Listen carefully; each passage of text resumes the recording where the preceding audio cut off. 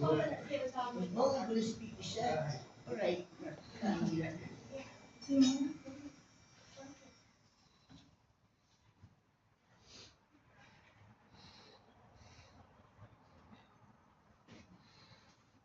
Auntie Sarah and Uncle Darren, I love the two of you.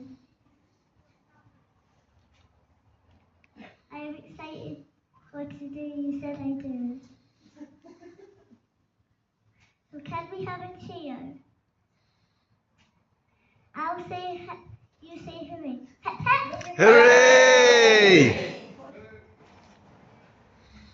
For my lovely that cheer on their wedding day. Hip hip! Hooray! Hooray! Hooray!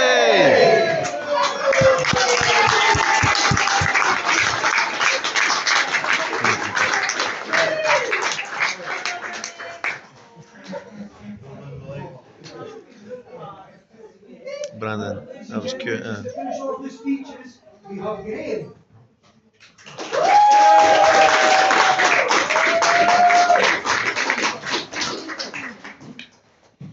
Good afternoon, everyone.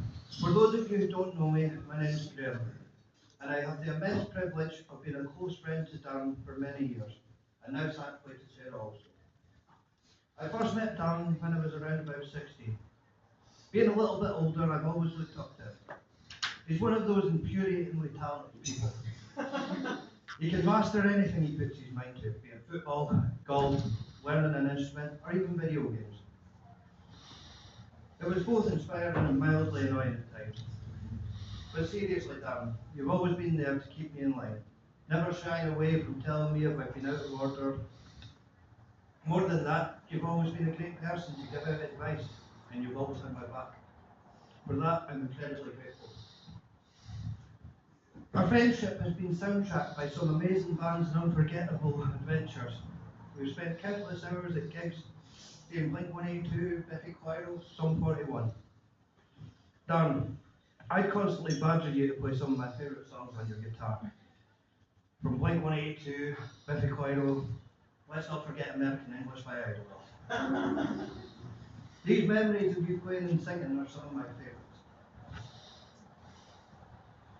Speaking of gigs, one particular memory stands out, seeing Youngblood and Biffy Clyro. While Darren had his broken collarbone, Sarah, Paul and I instinctively formed a defensive wall around him, like his own personal security detail. Darren danced around, while me, Sarah and Paul felt the bruises and bumps from everyone else. Beyond the music, we've had countless camping trips to Lochlean. There's nothing quite like cooking on the barbecue, with Darren inevitably pulling out the guitar for a sing-song underneath the stars. I remember one particular trip where Darren, much against Sarah's better judgment, insisted coming along with that same broken collarbone. But that's Darren. When he gets an idea in his head, there's no stopping him. And who could forget my famous attempt at Alton Towers to escape that first roller coaster? Darren's brother came back, dragged me back in there, and there was no escaping after that. Through Darren, I've gained an incredible circle of friends, and Paul, Neil, and of course, Darren's brother Graham. I even had the honour of celebrating Graham and Sylvia's wedding in Poland with them. Darren is also singularly responsible for my love of pool. I remember us going to the old Carlton Club and Riley's, and I instantly fell in love with the game. In recent years, it's become a cornerstone of our friendship.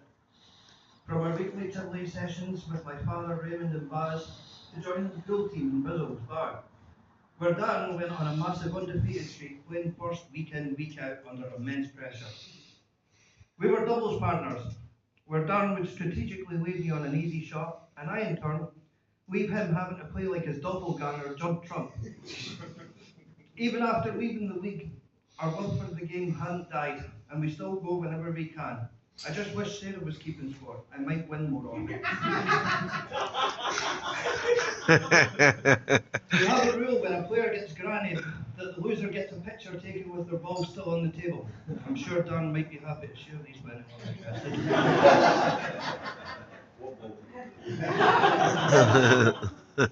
Tell me something about. I'll even say you're sharing them, aren't you?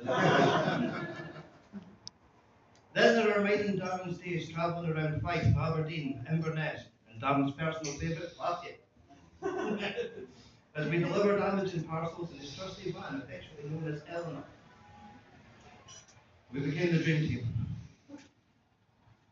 We had some truly great times doing this, from navigating snow in Aberdeen to the blistering heat in Lookers. We had endless laughs. I'll never forget our Christmas Eve run dressed as Santa and his elf, waving to everyone as we passed. In the summer months, our soundtrack would include Sunshine by Daddy O.G. and the Sash Megamix, and of course the F track by Showtech. I remember one particular morning when we were both in a full mood, delivered a package, got back in the van, and the words leaf sweeping prick were calmly uttered. Or the time we continuously played Vanessa Carlton's 1,000 Miles, which were absolutely transformed a miserable day into a jolly one. The memories and laughs were endless. Darren also has a serious talent for cooking, which I'm sure comes from all those Gordon Ramsay shows he's watched through the years with Sarah. He really can whip up a fantastic meal. Our groups had numerous game nights. Me, Darren, Graham and Neil and Paul have spent countless hours playing some of our horror favourites, Resident Evil, Dead Space and The Walking Dead games. Clearly there's a pattern of horror there, but to be fair, we mostly enjoyed hearing Neil scream.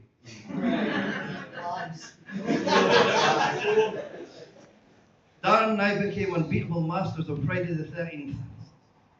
A sad day for us when it was both removed. Now while I've always known Sarah, our paths didn't truly cross one-on-one until one memorable evening when I popped up to see Darren. Unfortunately, Darren wasn't there, and Sarah, being the very polite person she is, invited me in to wait. It was the first time we'd ever been alone in a room together, and let's just say the conversation wasn't flowing. After exchanging pleasantries like "how are you" and "been up to much," we sat in what felt like an eternity of awkward silence. After about 5 minutes, I made my excuses and literally bolted for the door, thinking what a disaster that was. I'm pretty sure we both felt a massive sense of relief when I left. Thankfully, our friendship has blossomed from there, and now we're at the stage where we can happily take the mickey out of each other. Which in my book is the true sign of a great friendship. Speaking of Sarah, she has a wonderful, unique charm, particularly when it comes to numbers. She once confidently told us that she and Darren had been together for 33 years and not 23. And let's not forget her brilliant response to the kids' classic joke, "Why was 6 afraid of 7? You refused to answer earlier." Because 7, 8, 9. Oh, worse, because 788. A timeless classic that still gets a laugh. Today is also special for Sarah, as it falls on our usual birthday barbecue day. It's truly fitting that we're gathered here today, on a day she typically celebrates, now to celebrate her and Darren's love. Darren, you've been a constant in my life, a mentor, a jukebox, and an incredible friend. To see you so utterly happy with Sarah is genuinely heartwarming. And Sarah, you bring out the very best in Darren. You're his rock, his confidant, his partner in crime, and clearly the one who keeps life interesting, especially when it comes to numbers. The love you two share is evident in every moment. You truly complement each other beautifully. So please raise your glasses with me as I propose a toast to the happy couple. May your life together be filled with endless joy, unwavering support, countless more adventures, great music, and a love that only grows stronger with each passing year. To Darren and Sarah.